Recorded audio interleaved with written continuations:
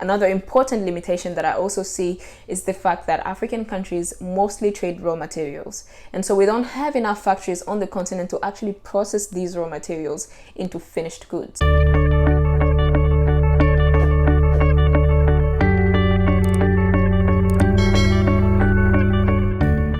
On the 1st of January 2021, this year, African countries officially began trading with each other under a new African Continental Free Trade Area Agreement. So what is this African Continental Free Trade Area Agreement? On the 21st of March 2018, the African Union held its 10th Extraordinary Summit, where nearly all African countries signed the new African Continental Free Trade Area Agreement. It is described as the world's biggest trade area based on the number of countries participating in it, and it is expected to connect around 1.3 billion people with a combined GDP of around 3 trillion USD. So what does the agreement actually bring? Well, a lot, actually. Firstly, African countries currently trade very little with each other. According to the United Nations Conference on Trade and Development, only around 16% of the total trade of African countries is with other African countries. This could be a result of the excessive trade barriers that are put in place by many African countries, including tariff and non-tariff trade barriers. So, in order to solve this problem,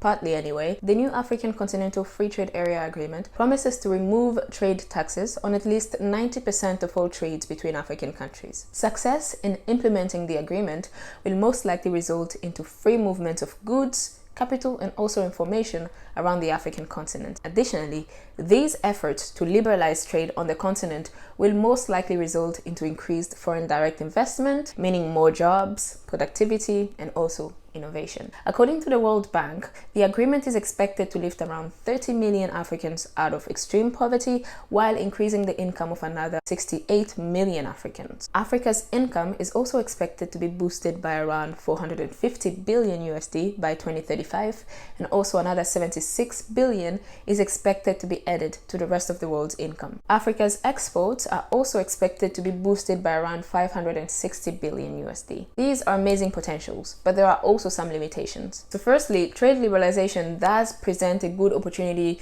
to have an increase in foreign direct investment, and so increasing jobs and innovation and things like that. But the question remains whether or not African countries will actually equip young people to participate in this market. Another question will also be dependent on whether or not African countries have or will create strong institutions that will be able to protect workers, domestic workers, from exploitation and things like that. So all of those things have to be taken into consideration. And secondly, minimizing risk and the time that it takes for traders to move across borders, it requires improvement in infrastructure, especially in the transportation industry. Another thing that is also related to that is the visa process, the travel regulations, the movement between one African country to the next. Those of you guys who have been on the African continent, you know what kind of struggle it takes for you to move from one African country to the next. So long visa waiting times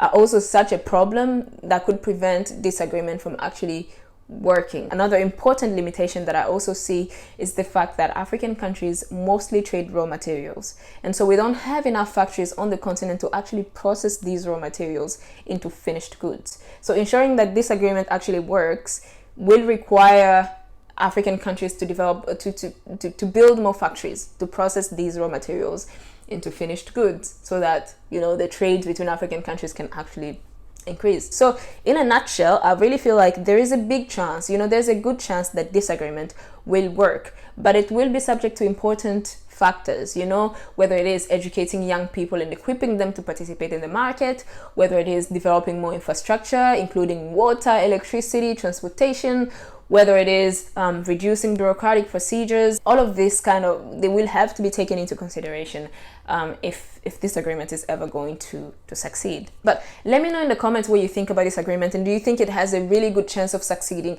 I want to be optimistic. I really think it's a really big step for the African continent to move to this point that we are right now, and we can only go up from here. But what do you think about this agreement? What are some of the limitations that you see, and what are some of the opportunities that you see that this agreement can bring? So do feel free to share that with us in the comments, and I will see you guys very soon in our next discussion. Bye.